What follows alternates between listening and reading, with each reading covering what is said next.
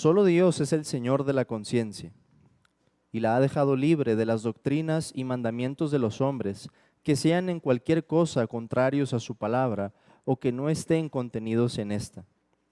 Así que creer tales doctrinas u obedecer tales mandamientos por conciencia es traicionar la verdadera libertad de conciencia y exigir una fe implícita y una obediencia absoluta y ciega es destruir la libertad de conciencia y también la razón. Oremos, hermanos.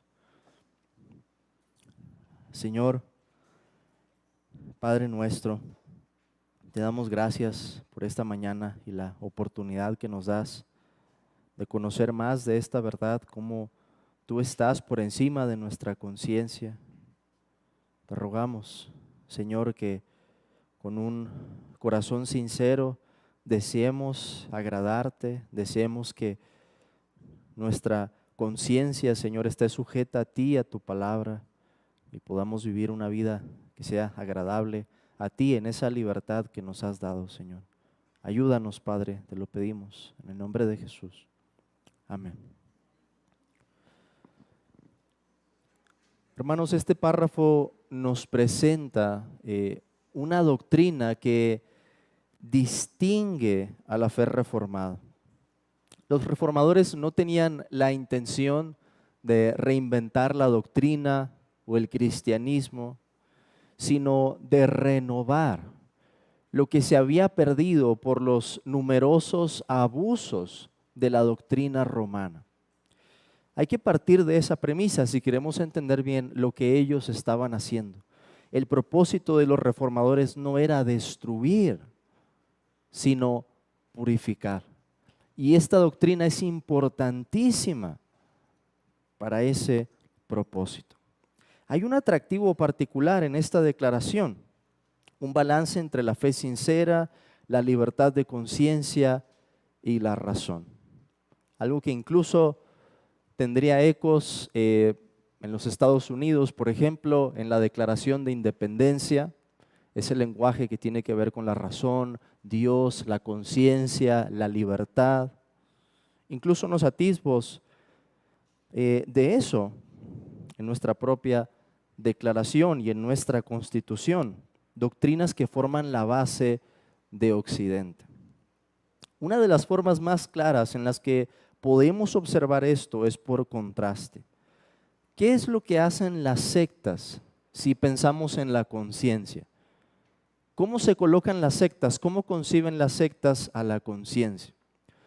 No subordinada o por abajo de Dios, sino subordinada o abajo de algún líder. Pongo por caso la Luz del Mundo, un movimiento conocido en nuestro país. ¿Qué es lo que pasa con la conciencia? Un líder, varios líderes se enseñorean de la conciencia y empiezan a agregar mandamientos, empiezan a agregar doctrinas que no están en la palabra de Dios. Y le dicen a la gente, si no hacen esto, van a ser condenados. Si no me dan dinero a mí, van a ser condenados. Si no me dan sus hijos a mí, van a ser condenados. Si no, y etcétera, etcétera, etcétera. Obligar a la gente. Al final la cuestión es esa, eso es lo que hacen, desvían su atención de la palabra de Dios y tratan de suplantar un lugar que solamente le corresponde a Dios, el lugar que Dios tiene sobre la conciencia. Los testigos de Jehová son otro ejemplo de esto. Quizá no en un solo líder como en otros movimientos, sino en una organización, toda una estructura, como lo es la atalaya, en la que un número de personas determinado toma todas las decisiones, todos los materiales que van a leer en el año en esa organización, pero ellos se colocan por encima de la conciencia de las personas. El orden correcto, hermanos, es como nos lo dice este párrafo. Solo Dios es el Señor de la conciencia. Él está por encima de todo. Abajo de ello tenemos la conciencia. Y abajo de la conciencia tenemos a los demás hombres. Ahora, la confesión nos va a aclarar cuál es el lugar de la palabra de Dios. Porque la palabra de Dios debe informar la conciencia. Yo puedo estar muy convencido acerca de algo. Yo puedo estar muy convencido de que pisar las líneas que hay en la calle al caminar es pecado. Pero si no informo mi conciencia con la palabra de Dios, de lo que puedo estar convencido puede ser una total mentira. Algo que yo me inventé, ¿verdad? Como vemos un ejemplo en la escritura, en el caso de Jeroboam, él se inventa todo un culto, se hace 2 becerros, se inventa un día para adorar, se hace una fiesta, etcétera. Quizá la gente en ese momento pudo haber estado convencida en su conciencia de que eso era correcto. Pero ¿qué hay que hacer con la conciencia? Hay que llenarla de la palabra. La confesión nos va a aclarar esa parte. Dios posee un lugar único, entonces una prerrogativa absoluta sobre la conciencia de todo ser humano. Y es Él quien establece los límites de la libertad cristiana. Esa libertad no se contrapone en nada a la palabra de Dios. Y como les dije, hermanos, en la sesión pasada, si vemos del capítulo 21 de la confesión, que es en el que estamos, hasta el capítulo 30, lo que encontramos son cosas que tienen que ver con el uso de la libertad cristiana. Cómo se relaciona la libertad cristiana con la adoración, cómo se relaciona la libertad cristiana con el matrimonio, cómo se relaciona con los votos, cómo se relaciona con la iglesia, etcétera. Todo tiene que ver en esta sección de nuestra confesión con la libertad cristiana, la libertad de conciencia. En la ocasión anterior vimos en qué consiste la libertad cristiana. Eso fue el párrafo número 1. En este párrafo vemos cuáles son los límites de esa libertad. Así que si podemos titular este párrafo, podemos decir que se trata de los límites de la libertad cristiana. Y podemos dividirlo en 3 puntos según su estructura. En primer lugar, el señorío de Dios sobre la conciencia, que es con lo que comienza este párrafo. En segundo lugar, la palabra de Dios como reguladora de la conciencia. Y en tercer lugar, las formas en las que se violenta la libertad de conciencia. La confesión va a distinguir 2 formas. Por un lado, el traicionar la libertad de conciencia y por otro lado, el destruir la libertad de conciencia y, como termina diciendo el párrafo, también la razón. Así que vamos a ver, hermanos, este párrafo en esos 3 puntos. En primer lugar, el señorío de Dios sobre la conciencia. La confesión dice así: solo Dios es el Señor de la conciencia. Nadie más, ningún otro. Es cierto, hay personas que despiertan, instruyen, influyen o guían nuestra conciencia, pero Dios es el único Señor o amo de la conciencia. Y por lo tanto podemos decir que la conciencia en el ser humano es un terreno sagrado, es un terreno en el corazón y ningún hombre puede estar por encima de ella. La conciencia ha sido comparada, por ejemplo, con un predicador que nos dice, justo cuando estamos a punto de tomar una decisión, si es algo bueno o es algo malo. La conciencia ha sido comparada también a un embajador, un enviado de parte de Dios para ser una voz de alerta en nuestra vida. Un notario, porque la conciencia lleva un registro de lo que hemos hecho bien, de lo que hemos hecho mal. La conciencia se ha comparado también a un juez que Dios ha puesto en nuestra alma, que delibera, que nos dice esto es correcto, esto no. O también ha sido comparada a un espejo. Es una voz interior que cada uno conoce. La confesión comienza diciendo Dios, solo Dios es el Señor de la conciencia, solo Él está por encima. Y se nos cita aquí, hermanos, Santiago, la carta de Santiago, capítulo 4. Santiago, capítulo 4, Versículo 12.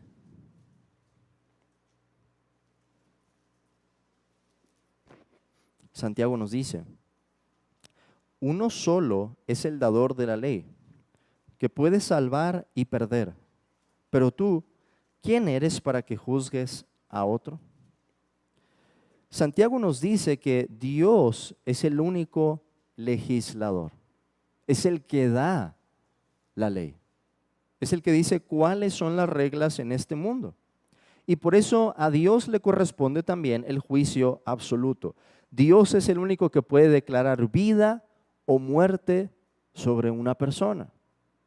Si nosotros tuviéramos el poder para legislar, para hacer leyes, para decir esto es lo correcto y esto no, entonces también podríamos ser señores de la conciencia. Pero nosotros no somos los legisladores del universo. Por lo tanto, tampoco podemos ser señores sobre la conciencia de otros. Dios es el que nos dio su ley, Dios es el que nos hizo y por lo tanto es el único que puede ser Señor sobre nuestra conciencia. Ahora, en segundo lugar, encontramos aquí la carta a los Romanos, capítulo 14.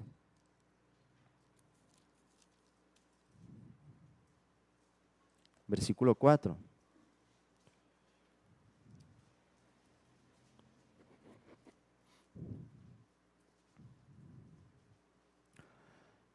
Que nos dice, ¿tú quién eres que juzgas al criado ajeno?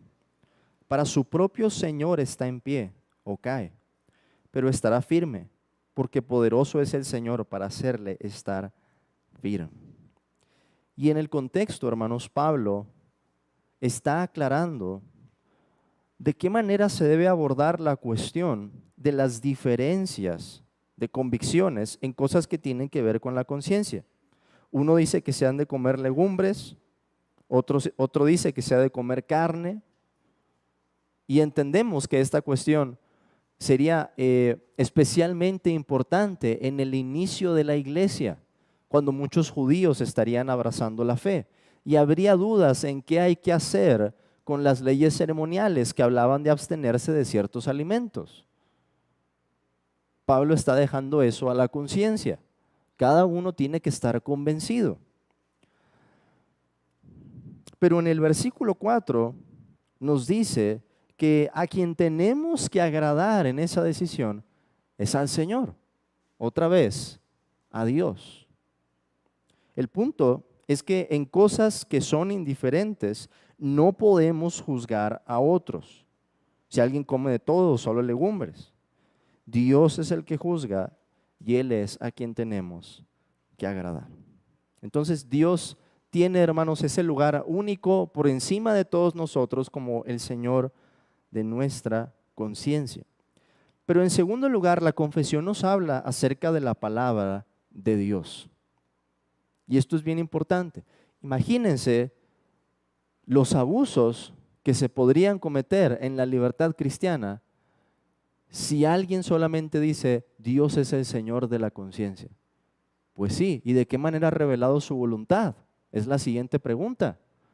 Porque alguien puede decir, bueno, esto es pecado. ¿Y quién lo dice? Dios es el Señor de mi conciencia. ¿Y dónde lo ha dicho? Esa es la clave. Lo ha dicho en su palabra. Si es que lo ha dicho, ¿verdad? Pasamos entonces, en segundo lugar, a la palabra de Dios como reguladora de la conciencia. Dice la confesión, y ha dejado libre de las doctrinas y mandamientos de los hombres que sean en cualquier cosa contrarios a su palabra o que no estén contenidos en esta. Eso es bien importante. La confesión no está negando que existan autoridades. Los padres dan mandamientos a los hijos, pero esa es la forma en que Dios ordenó que funcione el mundo. Y Dios lo ha revelado también en su palabra. Tenemos el quinto mandamiento: honra a tu padre y a tu madre. Dios nos ha dado autoridad también en el Estado, en la iglesia y así sucesivamente, diferentes esferas en las que este principio que tenemos aquí funciona. Entonces esa libertad no es excusa para la desobediencia. Pero vemos que la conciencia queda regulada por la palabra de Dios. Esta sección nos deja en claro entonces que lo que está diciendo la confesión se refiere a la esfera moral y religiosa sobre todo. Podemos hacer todo lo que nos digan, excepto algo que sea contrario a la palabra de Dios o que no esté contenido en ella. Y la confesión distingue ahí dos cosas: doctrinas y mandamientos. Los ejemplos que la confesión tiene aquí, hermanos, son muy interesantes. Vamos a ver, en primer lugar, Hechos capítulo 4, versículo 19. Hechos 4, 19. En el contexto, el concilio, las autoridades en Israel, llaman a cuentas a Pedro y Juan por andar predicando en el nombre de Jesús. Y nos dice el versículo 19, mas Pedro y Juan respondieron diciéndoles: juzgad si es justo delante de Dios obedecer a vosotros antes que a Dios. ¿Tenían poder esas autoridades en Israel, sí o no? La respuesta es sí. Pero como estaban ordenándoles algo que era contrario a algo que Dios les había pedido, ellos dicen esto: juzguen si es justo delante de Dios obedecerlos a ustedes antes que a Dios. Ellos están diciendo: esto que estamos haciendo no lo hicimos por nuestra propia cuenta. Dios nos mandó que predicáramos en el nombre de Jesús y Dios está por encima de ustedes como autoridad. Lo mismo en Hechos capítulo 5, versículo 29. De nueva cuenta, son perseguidos por andar predicando en el nombre de Jesús, son azotados y se nos dice en el versículo 29, respondiendo Pedro y los apóstoles dijeron: es necesario obedecer a Dios antes que a los hombres. Otra vez, las autoridades legítimas en Israel, que tenían autoridad en su esfera, mandaron algo que no les era lícito, que era contrario a lo que Dios les estaba diciendo a los apóstoles. Y por eso los apóstoles dicen: es necesario obedecer a Dios antes que a los hombres. De esa manera vemos como no solo Dios está por encima de la conciencia, sino que nos ha dado el regulador de la conciencia, que es su palabra. Los apóstoles tenían un mandamiento explícito de parte de Dios para hacer lo que estaban haciendo. Tenemos además 1 Corintios capítulo 7, versículo 23. 1 Corintios 7, 23. Que nos dice: por precio fuisteis comprados, no os hagáis esclavos de los hombres. El hecho de que Cristo nos ha comprado con su sangre, que nos ha dado libertad para que seamos siervos suyos, es algo que refuerza este hecho. No tenemos por qué hacernos esclavos de los hombres si ya somos esclavos de Cristo. ¿Y de qué manera podríamos hacernos esclavos de los hombres? Abrazando doctrinas o mandamientos que sean contrarios a la palabra de Dios. Un ejemplo muy bueno que tenemos de esto, que también cita la confesión, es Mateo capítulo 15. Mateo capítulo 15. Versículo 9.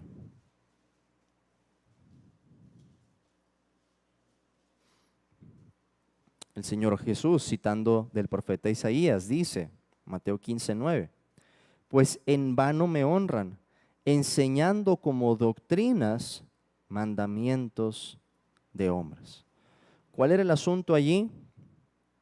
El Señor Jesús acusa a los fariseos de que ellos habían puesto una tradición por encima de un mandamiento. El mandamiento en cuestión era honrar a nuestros padres. Pero los fariseos estaban diciendo: bueno, si alguien dice, todo lo que tengo lo voy a ofrendar a Dios ya no es necesario que de su heredad o de sus pertenencias le dé algo a sus padres, porque se lo está dando a Dios. Es un acto piadoso, aparentemente. Así pensaban los fariseos, al menos. Lo están ofreciendo a Dios. Y de esa manera, ¿verdad? Una persona podía cuidar sus posesiones si no quería entregar a sus padres para cuidarlos con eso. Pero ¿qué es lo que Jesús dice? Habían puesto una doctrina, un mandamiento de hombre, como si fuera una doctrina de Dios. Al final la tradición se estaba colocando por encima del mandamiento de Dios.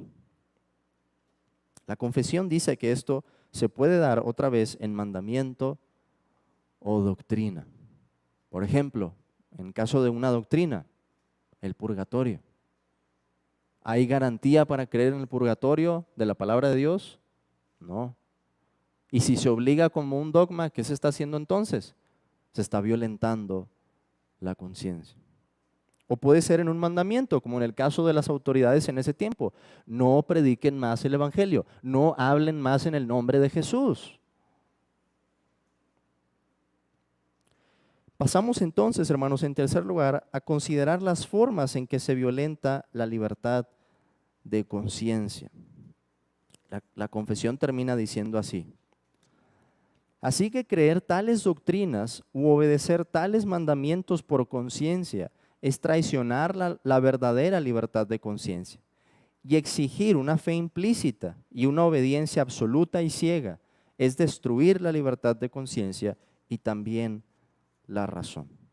Hay dos formas que se distinguen aquí entonces. La primera es al creer u obedecer mandamientos de hombres. ¿Cuál es el resultado? Dice la confesión: traicionar la verdadera libertad de conciencia. Y la segunda forma es exigir una fe implícita y una obediencia absoluta. ¿En qué resulta eso? En destruir la libertad de conciencia y también la razón. Dos formas que se distinguen allí. Entonces, vamos a considerar la primera, el creer u obedecer mandamientos de hombres. Y si se fijan, esto tiene que ver con el que oye o recibe estas cosas, al que cree u obedece mandamientos de hombres. Y la segunda forma tiene que ver más con alguien que está enseñando o con alguien que está hablando. Pero vamos a ver la primera. El versículo que tenemos aquí es Colosenses capítulo 2, versículo 20.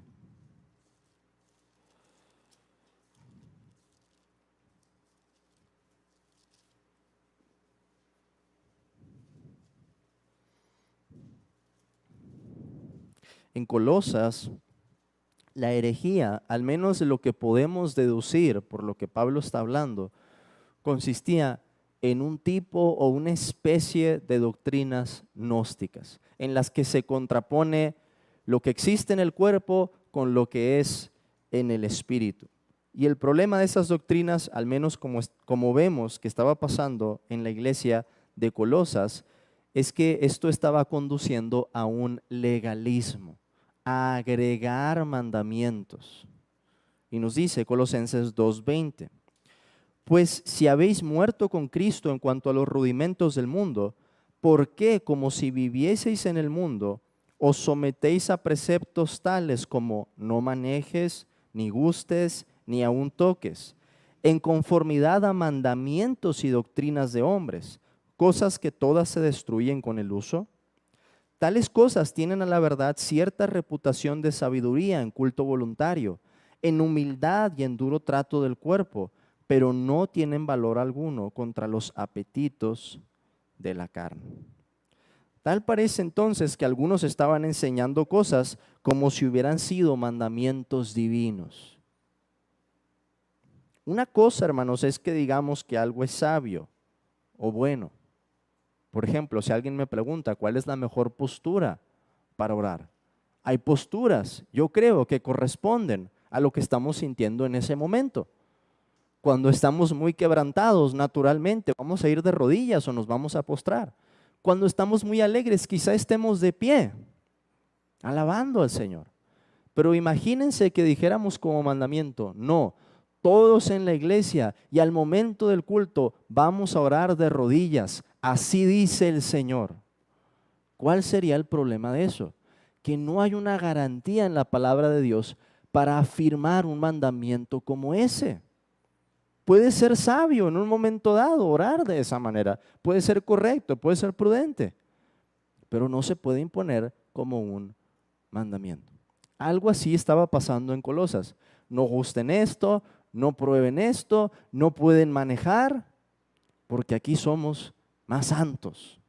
Algo como lo que pasó también con los monjes en la época medieval, o el voto de castidad y de pobreza que vemos en muchas órdenes, que se ve como sinónimo de piedad, cuando no lo es, no necesariamente. Puede ser un acto de piedad, pero ¿dónde se da eso? En el corazón, no por un mandamiento o una doctrina agregada. Imagínense que dijéramos lo mismo. Si comes carne en esta fecha es desobediencia. ¿A qué le suena eso, verdad? Y podemos trasladar de eso a muchos otros ejemplos. No escuches Mozart, no escuches Beethoven, porque no eran cristianos. Solamente Bach, Johann Sebastian Bach, porque él sí era cristiano. Los demás no, eran paganos. Entonces, ¿por qué vamos a escuchar su música? ¿Verdad? Ejemplos como esos, hermanos, se pueden multiplicar, ¿verdad?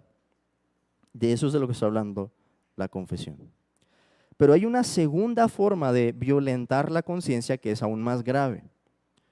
Y esta es exigir una fe implícita y una obediencia absoluta.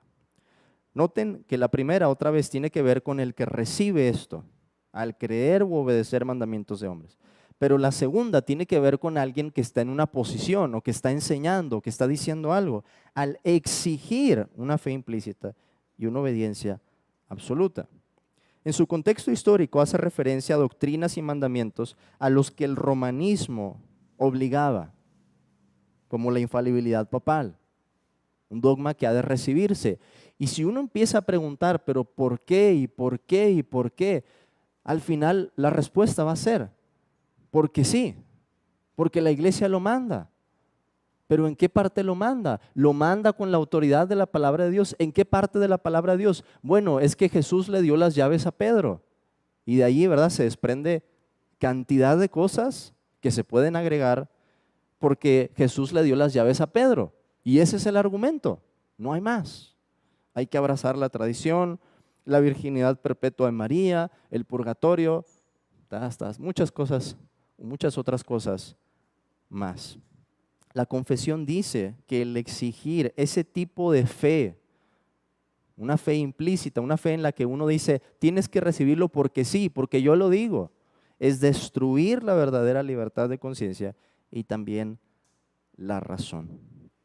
Y para esto tenemos la primera carta a los Corintios, capítulo 3, versículo 5.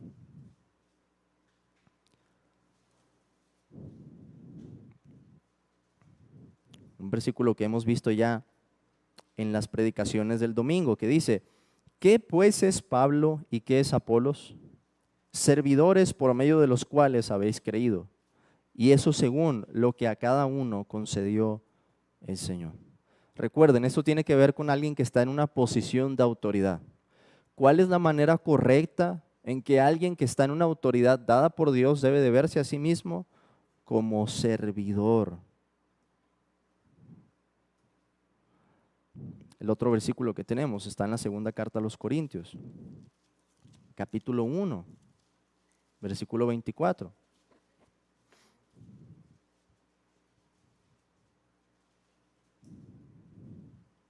El apóstol Pablo dice esto: no que nos enseñoreemos de vuestra fe, sino que colaboramos para vuestro gozo, porque por la fe estáis firmes.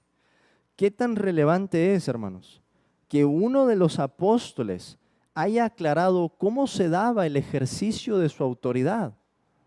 Pablo estaba diciendo, no queremos que ustedes piensen que es nuestro propósito el estarnos enseñoreando de su fe. Es cierto, Dios nos dio una autoridad, pero no funciona de esa manera.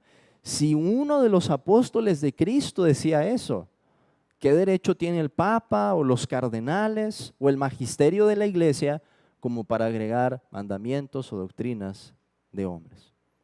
Eso era lo que estaba en juego, sobre todo cuando se redactó la confesión.